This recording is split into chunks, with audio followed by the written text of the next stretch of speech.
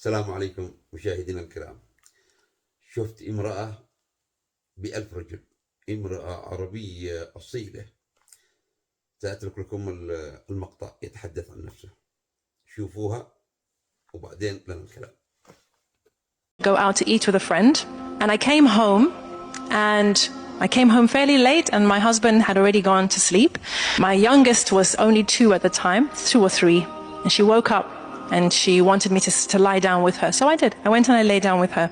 And the next morning, I was woken by my children who came calling for me.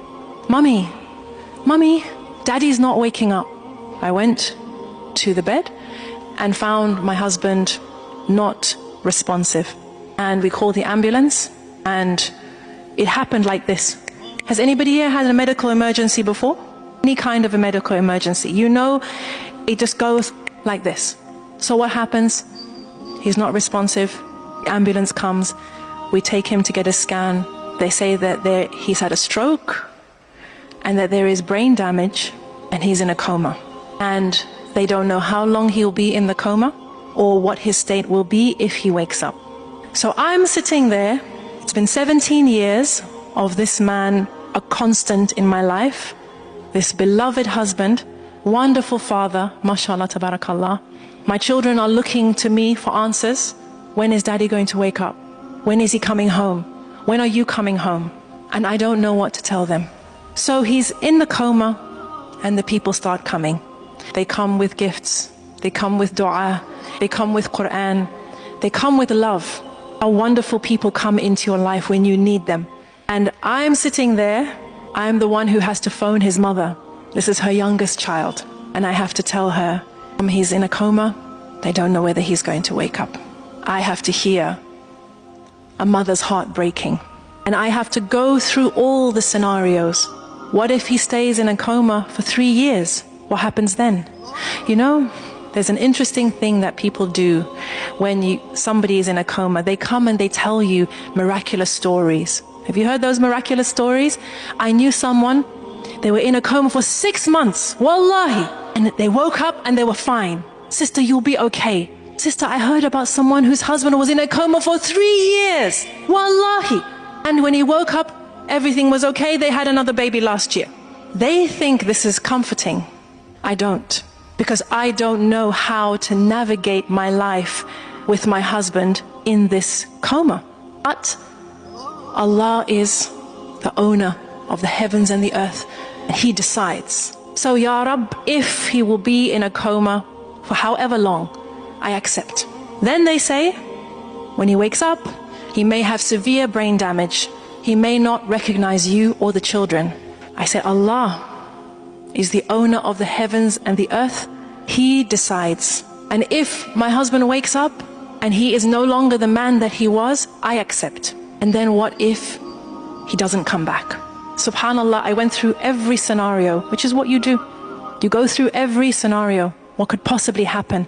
And Allah gives me the chance to accept each scenario. Ya Rab, this is in your hands. Whatever you decide, I accept. So one day, a sister comes with a story for me. And this was a story that did give me comfort. She said, you know, there was a husband and a wife. And they had a child, they had a daughter. And this daughter, from when she was born, she was very ill.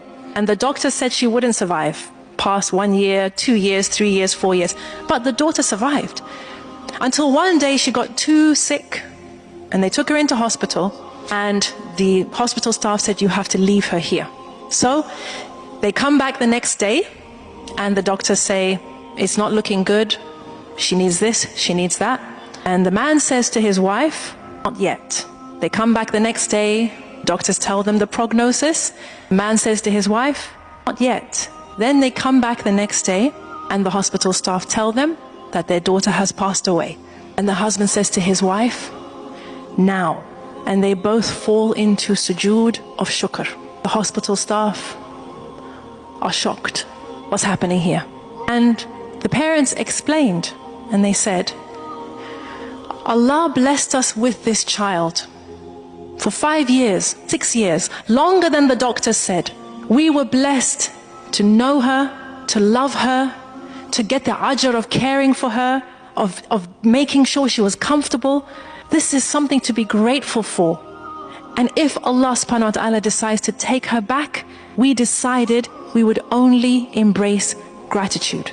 We would truly embody Alhamdulillah ala kulli hal. So, when after 2 weeks, I got the phone call and the doctor said that we tried to revive him, but your husband is no more.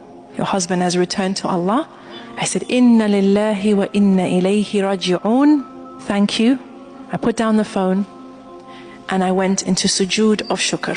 Because of the 17 years, because of the 5 children, because of the love and the memories and the solace and the garment that I was blessed with for 17 years was on loan to me. On loan. Brothers and sisters, we as human beings are ungrateful.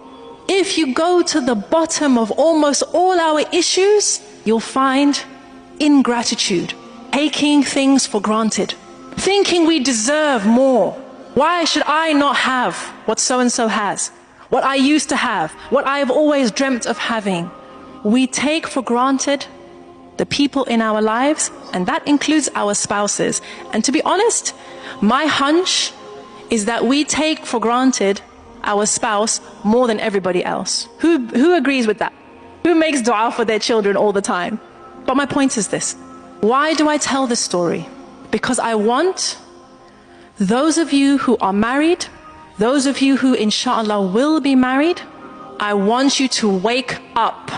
I want you to wake up to the ni'mah that is right there beside you. The fact that another person has agreed to share their life with you, to build a life with you, to tolerate your nonsense, to make excuses for you, to love you in spite of your craziness, this is something to say alhamdulillah for.